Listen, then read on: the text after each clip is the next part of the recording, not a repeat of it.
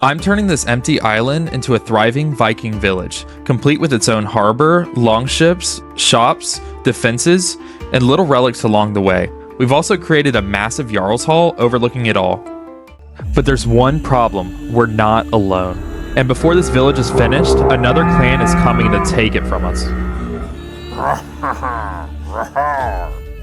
But before we can worry about defending a village, we actually need somewhere to build one. The Vikings have reached a new land, and this island is going to become their new home. If you enjoyed this video, check out my other village builds. The links will be in the description below. And let me know what you'd like to see next, either an underwater oasis or a treehouse village in the jungle.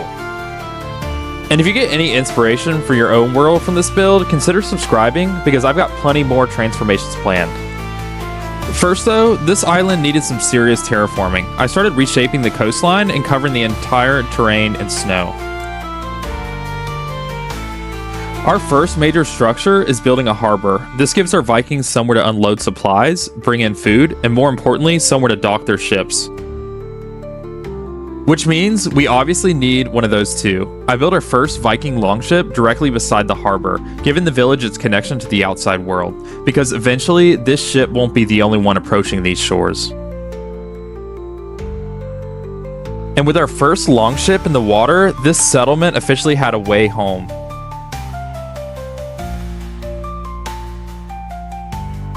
Rather than throwing buildings randomly around this island, I laid out the pathways first. These are basically going to become the skeleton for our village, giving me natural areas to build around as we expand.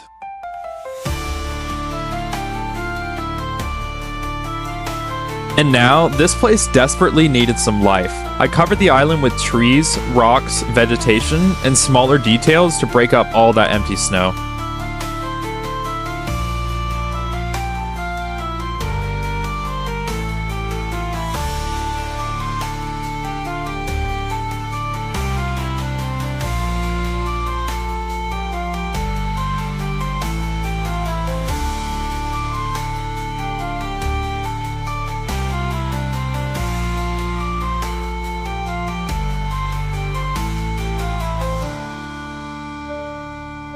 And just like that, our empty island was starting to disappear. We had terrain, we had roads, a harbor, and we had our first longship. Now we needed an actual village. The first building went directly beside the harbor. Anything brought in from the sea, including fish, food, supplies, and building materials, can be unloaded at the docks and stored here. It's nothing fancy, but if the settlement is going to survive, buildings like this are going to matter.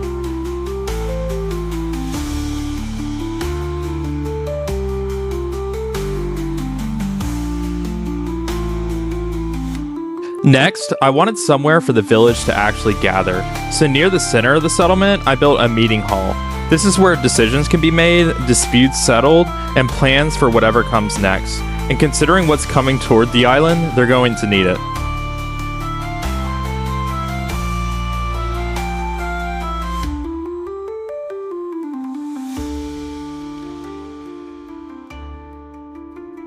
But a village also needs people, so I squeezed in our first small cottage alongside the path. It's nothing massive, but just a simple home for some of the settlement's residents.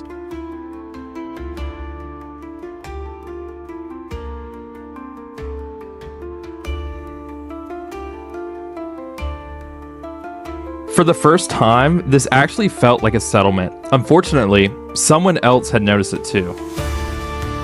A scout watching the coastline spotted something beyond the harbor, a ship, and it wasn't ours. Another clan had found the island, and apparently they weren't interested in trading.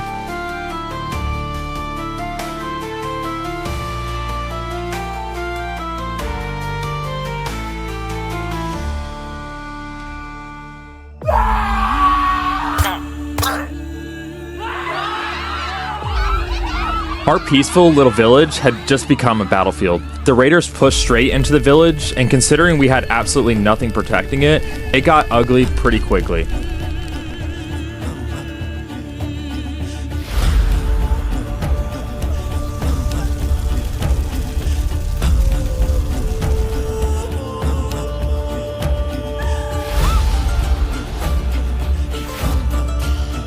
Eventually, we managed to drive them back, but that attack exposed one very obvious problem. If they came back with more raiders, this village wouldn't survive. So before I built another house, shop, or decoration, I needed defenses. I surrounded the vulnerable parts of the settlement with large archers towers and a timber wall, controlling where enemies could enter and giving our villages an actual defensive line. The open settlement we created was slowly becoming a fortified village. And this time, if somebody wanted in, they were going to have to fight for it.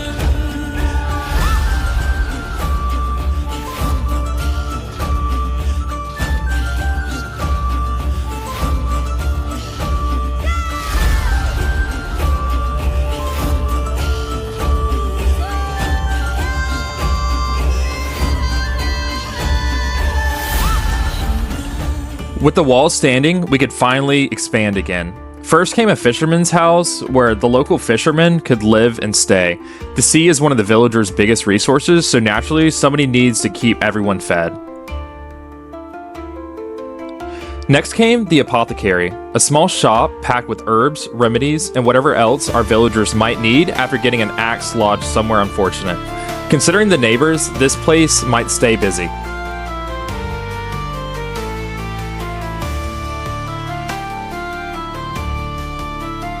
Then I started to build the tailor shop. This gave us another little trade along the main path and helped turn this area into something resembling a proper village center.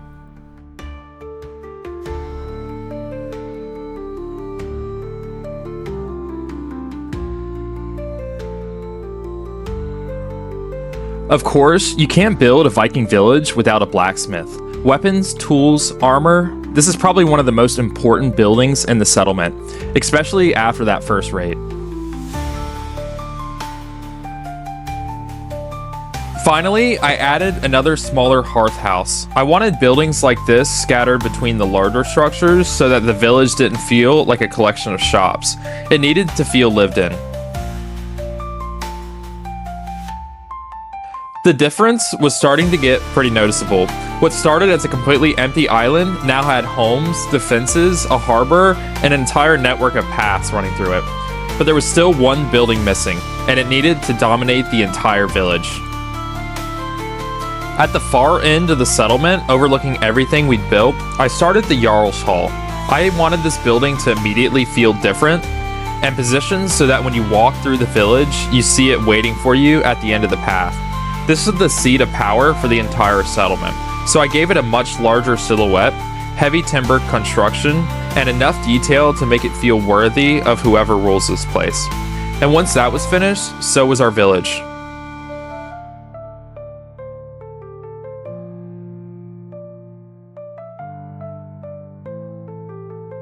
Just a short while ago, none of this existed, just an empty, frozen island. Now, walls surround the settlement, and there's paths that wind through the cottages. The village was complete, and everything was peaceful, but that wouldn't last for long.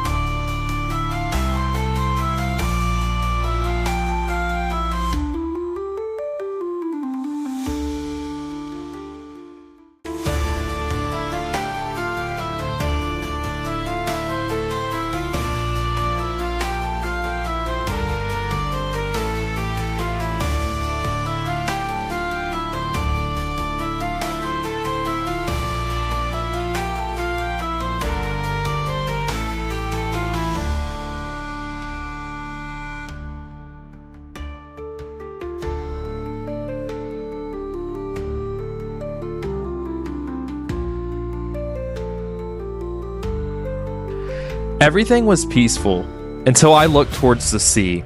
One ship would have been bad, but there were 4. They came back, and this time they brought an army.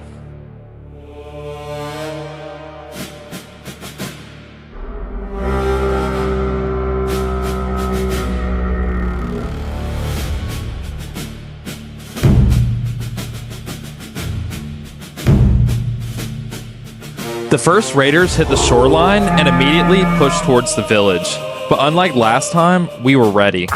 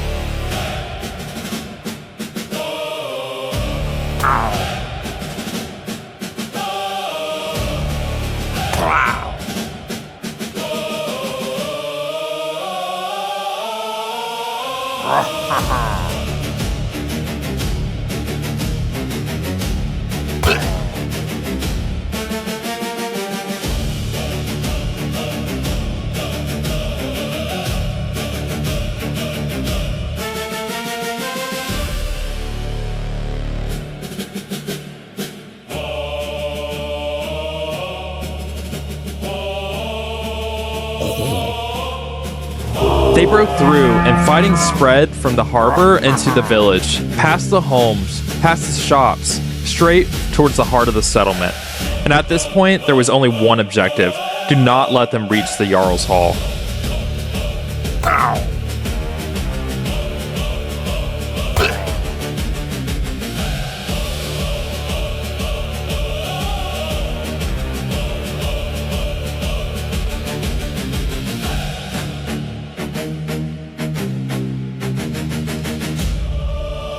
Everything we spent this video building was now the battlefield. The harbor, the meeting hall, the blacksmith, even the houses. But slowly, we started pushing them back. One by one, the raiders fell. Until finally, the last attacker was gone. The village had survived.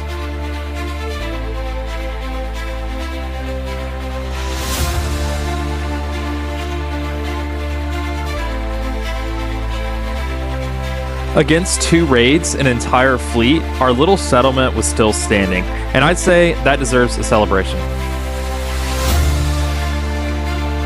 And that's our finished Viking village. If you enjoyed the transformation, leave a like and subscribe, because I've got plenty of more builds like this coming.